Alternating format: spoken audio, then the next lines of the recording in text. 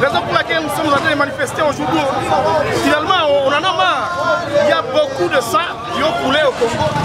Et les gens font comme si ce n'est pas leur problème. Alors que c'est un problème qui doit interpeller tout le monde. Voilà la raison pour laquelle nous sommes en train d'appeler la France, l'Angleterre, la Russie, la Chine, tous les pays membres du Conseil de sécurité, afin qu'ils puissent prendre une décision qui va aider les Congos. C'est anormal ce que nous sommes en train de vivre. Et les gens se taisent comme si tout allait bien. C'est anormal en fait. Et deuxièmement, nous sommes en train d'appeler tous les partenaires de la République démocratique du Congo ainsi que le gouvernement à pouvoir s'intéresser à la question des déplacés qui sont à Kanyabuchina et qui sont à Carême partout. Parce que l'envie qu'ils sont en train de traverser, c'est pas facile dans les cas de déplacés. C'est raison pour laquelle nous sommes pour manifester aussi. Les processus de Nairobi, le dialogue, vous pensez que ça va marcher? Le dialogue qui est en train de se passer maintenant, le mini-sommet à Rwanda, nous sommes d'accord avec ça parce que les problèmes des Africains seront traités par les Africains.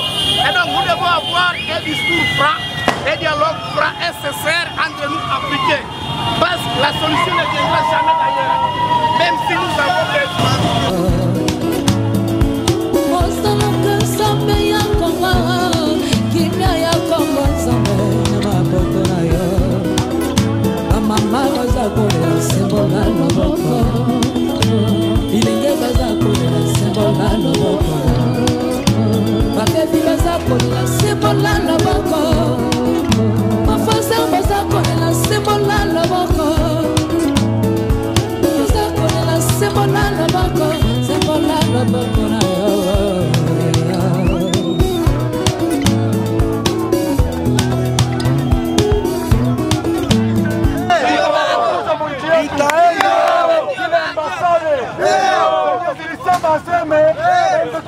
mingi leo Angleterre, France, Amerika wanakatala arme zetu zingine.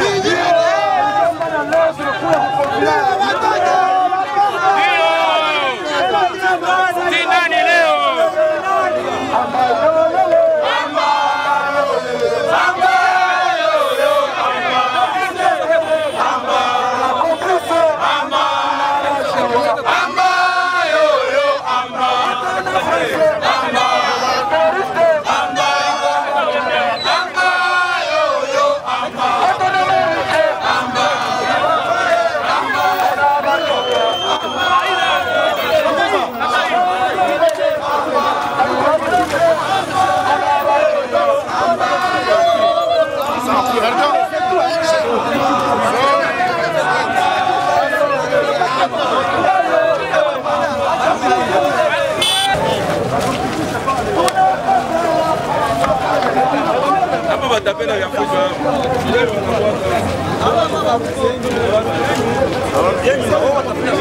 tunakuja kukonfirm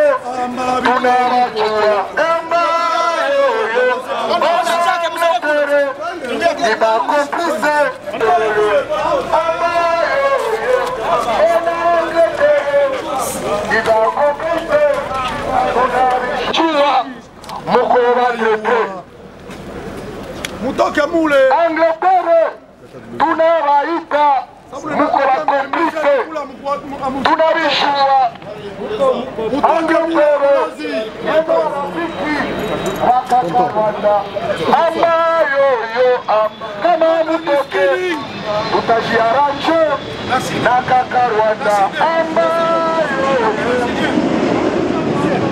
ya kushangaza na Angleterre bakomplise ambayo oke kushangaza na Amerika bakomukope Atatoka.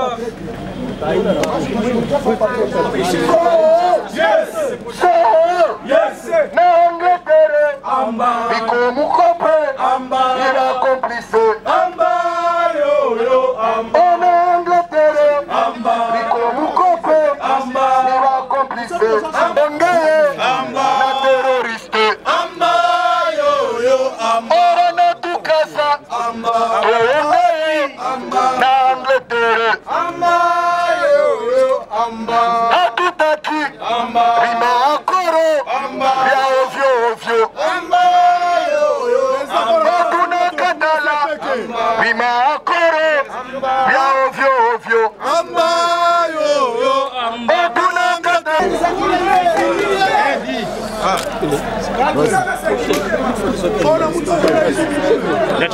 Allez-y, président, allez-y. Venez. Je vais prendre les images. Venez. Je peux avancer? Oui.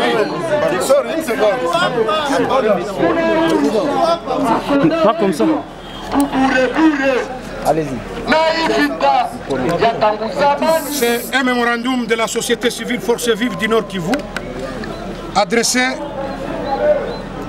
à Monsieur le secrétaire général des Nations Unies, à Monsieur le président de la République démocratique du Congo, à l'ambassadeur des Nations Unies d'Amérique en RDC, à l'ambassadeur de l'Union européenne en République démocratique du Congo, à l'ambassadeur de la Grande-Bretagne, c'est là où nous sommes, à l'ambassadeur de l'Allemagne, à l'ambassadeur de la Russie, à l'ambassadeur de la France en RDC, à Monsieur le président de la SADC, à Monsieur le secrétaire exécutif de la CIRGL, à Monsieur le président de l'EAC, à Monsieur le président de l'Union africaine.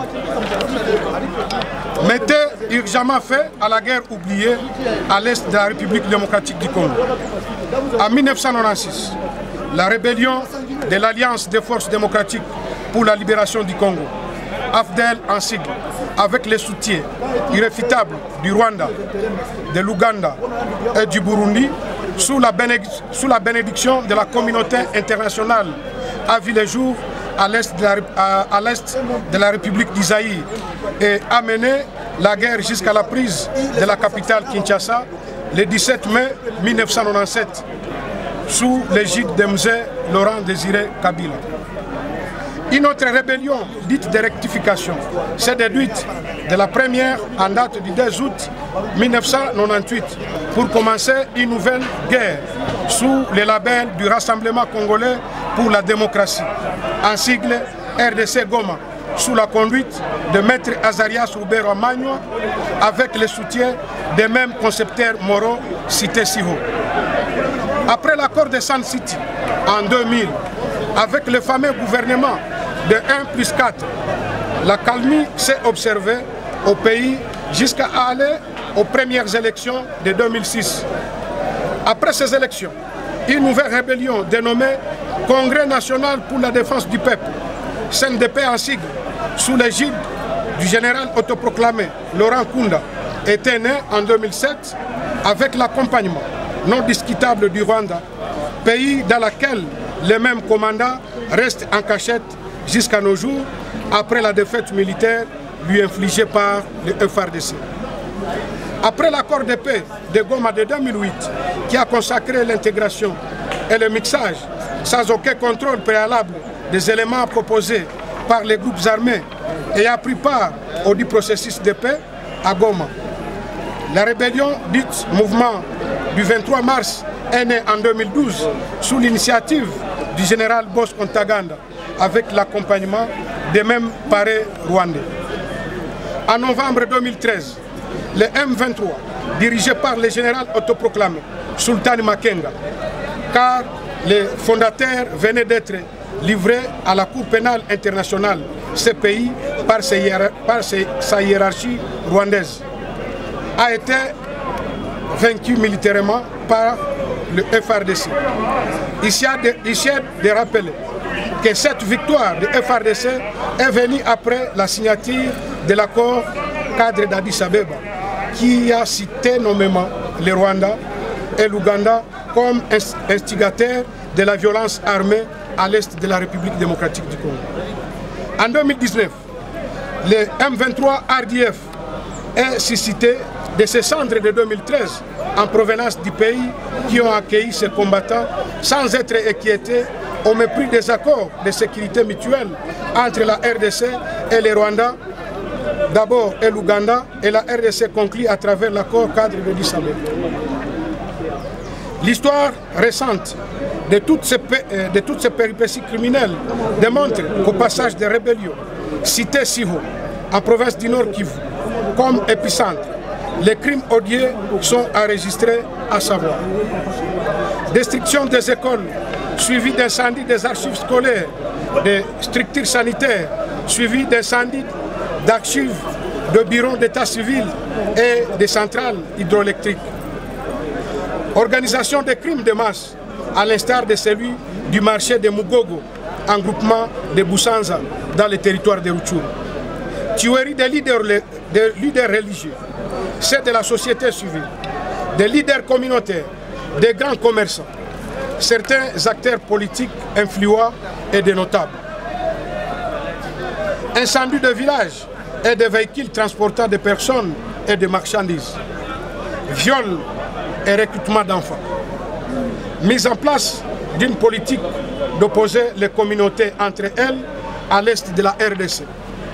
Enterrement dans des fosses communes contenant des milliers de Congolais tués innocemment. Eu égard à ce qui précède, nous recommandons, suite à ces fosses communes retrouvées chez nous, nous allons les citer quelques-unes par entité. En territoire de Rutshuru, nous avons la fosse commune de Pena, nous avons la fosse commune de Kabagara, Mugogo, Buchoko, Gatagara, Nyabire, Kinyamahura, Kigyamo, Bitega, Musekera, Musereka, Karambi, Kazuba et Bukombo. En territoire de Nyiragongo, nous avons les fosses communes ci-après. Kalangala, Ngobera, Ruhunda, Kitotoma, Stade Rusayo, Mosquée Kibumba, Kabindi ya Kibumba, Hehu, Rulimba, Buramo, Kinogo, Murambi et Mugezi. En territoire de Massissi, nous avons les fosses communes ci-après. Kalangala, Ngobera, Ruhunda, En territoire de Massissi, nous avons Kanyundo, Kausa, Kasopo, Nyabiondo, Kaongole, Kisuma, Tebero, Nyalipe, Nambi, pour ne citer que cela. En territoire de Lubero, nous avons comme fosse commune Kisaka, Niriki, Luhanga et Luofu, pour ne citer que cela. En territoire de Walikale, nous avons comme fosse commune Busurundi, Chalio, Kirundi, Kirundu, Tingitingi, Bunyakiri, Kabenga, pour ne citer que cela. En territoire de Beni, nous avons la fosse commune de Kyondo. En ville de Butembo, nous avons la fosse commune de Kikyo. Partant des faits élucidés Soupra, il y a lieu de conclure que l'Est de la RDC en général et la province du Nord Kivu en particulier fait face à un plat ourdi et déjà en exécution pour occupation étrangère programmée et progressive qui vient de causer plus ou moins 10 millions de morts. La stratégie reste les tueries de masse, l'infiltration du système de défense et de sécurité et l'administration publique, la falsification de l'histoire des populations de l'Est par la mise en cendre des archives scolaires, hospitalières, des églises et celles de bureaux de l'état civil et l'achat des grands espaces dans les villages où les populations ont été tuées en masse et ou chassées par l'effet de la guerre.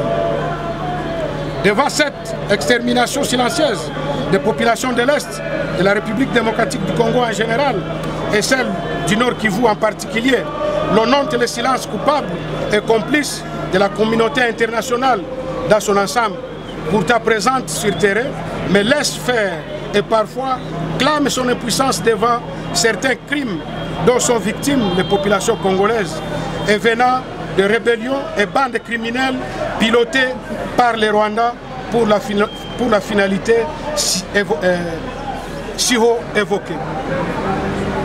Cet aspect est corroboré par les données les plus récentes des combats sur terrain entre le FARDC et le M23 RDF en territoire de Rutshuru et prouve que le militaire rwandais avait été capturé vif, parmi lesquels, à titre d'illustration, M. Kundabagenzi Élysée avec la carte militaire rwandaise numéro 011 83 92 00 et la carte militaire des Nations Unies émise en date du 31 mars 2020 et qui était en mission des Nations Unies au Darfour dans le Sud-Soudan. S'est retrouvé sur le théâtre de combat à Biruma dans le groupement Kisigari à environ 30 km de la frontière avec les Rwandais après une frappe de feu subie de la part des FARDC non loin du camp militaire de Rumangabo. Devant ces évidences, une agression injuste et injustifiée du Rwanda, ses complices et le silence de la communauté internationale, les populations de l'Est, de la RDC en général et celles du Nord Kivu en particulier, ne cesseront pas à battre pour toujours et se rangent en ordre utile pour faire face à cette menace et prête à repousser jusque là où elle est venue. Toutes les conséquences qui en découleront reposeront sur les épaules de la communauté internationale parce que nous sommes en train de dire que cette communauté internationale est complice. Si pas cette complicité, il y a aussi une ambiguïté de la part de cette communauté internationale. Ainsi, nous exigeons à la communauté internationale dans son ensemble de demander au chef d'État rwandais et de l'Ouganda de retirer urgemment leurs combattants camouflés sous les labels du M23 RDF, UPDF. Sanctionner les Rwandais et l'Ouganda pour l'agression de la RDC pendant plus de 25 ans. Créer un tribunal spécial sur l'Est de la République démocratique du Congo pour juger les acteurs des crimes atroces commis de 1996 à nos jours. Nous exigeons aussi au Rwanda de dialoguer avec les FDLR, l'Ouganda de dialoguer avec les ADF et le Burundi de dialoguer avec les Red Tabara. C'est comme un seul homme pour poser des actions pacifiques visant à demander à la communauté internationale à résoudre la question de la crise sécuritaire qu'elle vient de laisser germer à l'est de la RDC pendant plus de 25 ans. Nous demandons aussi à notre population de soutenir et d'accompagner le FARDC dans la guerre contre les agresseurs. Ainsi, nous vous remercions. Que vive la République démocratique du Congo et son peuple. Ainsi fait à Goma le 22 novembre 2022. Transmettre ce message à l'ambassadeur de la Grande-Bretagne en République démocratique du Congo, parce que c'est bien lui qui joue la politique de son pays dans notre pays. Nous avons causé avec le chef du bureau, Madame Nathalie, elle nous a dit qu'elles sont en congé, et tous les membres du consulat sont en congé, et on nous a dit que vous allez réceptionner ces mémorandums pour les transférer à Kidé. Merci.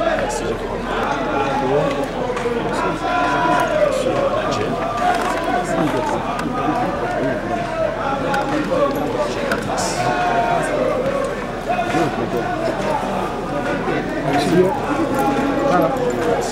Au plaisir. Juste pour représenter le consulat britannique. Après qui vous êtes venu déposer le mémorandum que je tiens entre mes mains. Et comme je viens de te dire tantôt, le mémo sera transmis au bureau du consulat de Goma, qui est présentement en vacances, comme vient de le dire le président tantôt. Et c'est comme ça que je tenais à vous remercier et à vous rassurer que le mémo est bien arrivé, bel et bien, et ça sera transmis à Kidé. Et pensez-vous que ce que la société civile vous reproche est valable depuis là? Bon, je dirais, je ne suis pas là pour répondre au nom du consulat, parce que je ne suis pas du consulat. Comme je vous l'ai dit, j'ai réceptionné le mémo et je vais transmettre à qui de droit. Et c'est à eux de revenir après auprès de la société civile pour donner leur avis. Merci.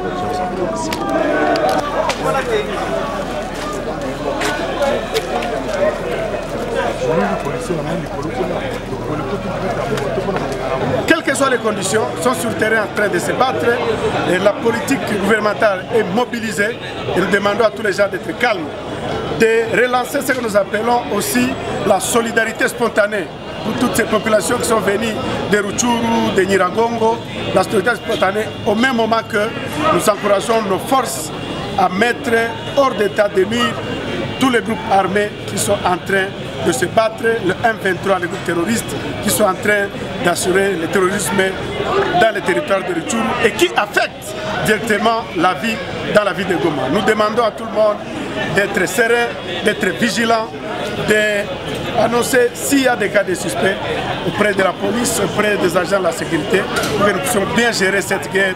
Donc soyons calmes et soyons vigilants dans la ville de Goma. La force de l'EAC avait évoqué la protection de l'aéroport international de Goma. Est-ce que cela sous-entend une menace directe de la ville? Ça ne sous-entend pas une menace, mais nous avons eu tant de missions ici, tant de forces, tant de coalitions, et la population en a marre. On a vu beaucoup de pays déployer leurs forces ici. La MONUSCO est là, les États-Unis, le Kenya avant, l'Ouganda est là. Nous pensons que c'est tout. Et que nous pensons que toutes ces missions sont inutiles. Nous demandons à notre gouvernement de renforcer l'armée, de rajeunir l'armée. Et que cette diplomatie qui ne produit pas, nous voulons qu'elle soit boutée dehors. Nous voulons la paix, rien que la paix. Et nous allons faire sortir par les voies civiles, par les voies de guerre, et tous ces rebelles qui sèment la terreur dans les territoires de Rutshuru et partout ailleurs. Toujours snobber ce genre de dialogue. Nous avons toujours dit que ces dialogues sont des messes noires contre le pays. Parce que tous ceux qui y siègent sont des pays qui ont des intérêts au Congo et qui profitent de toutes les rébellions et crimes qui sont commis au Congo. Donc nous avions même interdit notre chef de l'État de ne pas participer à ce sommet-là parce que c'était une messe des hypocrites vis-à-vis de la situation du Congo. Imaginez-vous, ces régions-là ont organisé combien de sommets sur le Congo, mais qui n'ont pas apporté de solution. Je crois que nous devons en tout cas rentrer chez nous, nous organiser chez nous pour faire face à la menace, à lieu et place de perdre l'État dans des sommets où se racontent les hypocrites agresseurs du pays.